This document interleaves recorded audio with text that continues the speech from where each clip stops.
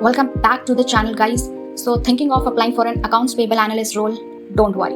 I'm here. I'll be telling you top 10 interview questions you must prepare. And don't worry, I will explain each one in plain language with examples. So let's get started. First question, what is the role of accounts payable in a company? So accounts payable or AP is the team that handles money going out of company. They make sure vendors and suppliers get paid on time. This includes processing invoices, verifying them, and ensuring no payments error happens. It's about accuracy, compliances, and cash flow control. The second question is, what is the difference between PO and non-PO invoices? So answer will be, a PO invoice is linked to a purchase order, meaning the company approved the purchase in advance. Whereas non-PO invoice doesn't have this. It might be a service like utilities or one-time payments. PO provide better control while non-POs need more manual checking. So the third question is, what is two-way and three-way matching? This is the very common question which is being asked in the interview. So the two-way matching compares the purchase order and the invoices.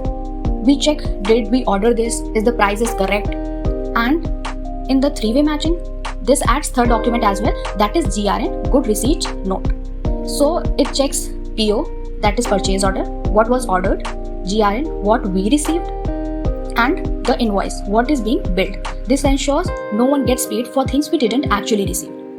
So the question number 4 is, what is GRN? A GRN confirms that goods were received in full and in a good condition. When the warehouse or receiving team accept the good, they create GRN. This is key in three-way matching. We don't pay until we receive the goods. So the fifth question is, how do you prevent duplicate invoice payments? So the answer will be, duplicate payment happens when the same invoice is entered or the paid more than once. So to avoid them, AP team uses a software that flag duplicates, check for same vendor, date and amount, use invoice number controls, automate the approvals. It's all about attention to details and a smart system. So now question number 6 is, what is DPO? DPO means days payable outstanding. It tells us how long a company takes to pay its supplier. And how is it's calculated? It's calculated by accounts payable divided by cost of goods sold into 365. So a high DPO means the company holds on to cash longer, good for cash flow, but it shouldn't delay payments too much for vendors may get upset. So the question number 7 is, what is the account payable turnover ratio? The answer will be, this ratio shows how often a company pays its supplier in a year. The formula will be total supplier purchases divided by average accounts payable. What it tells us? It tells us a higher ratio means the company is paying bills quickly.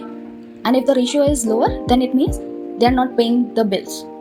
It helps to measure efficiency and vendor relationships as well. Question number 8 is, what steps do you take before processing a payment? So what we will answer is, before paying an invoice, I would check if the invoice is approved, match it with PO and GRN, check due date and terms, ensure there are no duplicates, verify bank details. So accuracy at this process is very necessary in order to avoid errors and frauds. So the question number 9 is, how do you handle invoice discrepancies? What we will answer is, if an invoice doesn't match a PO or GRN, like wrong price or quantity, I will do flag it immediately, contact the vendor or buyer, put the invoice on hold, only process it once the issue is resolved. The last question is, how do you prioritize payments when cash is tight? And we will answer that when cash is limited, I prioritize based on due date and early payment discounts. Importance of vendors, past payment history, any legal or contractual obligations. So those were the top 10 questions of accounts payable. I hope you understood each and every concept. If you found this helpful, hit the like button, drop your questions in the comments and subscribe for more career updates. See you in the next one. Thank you so much, guys.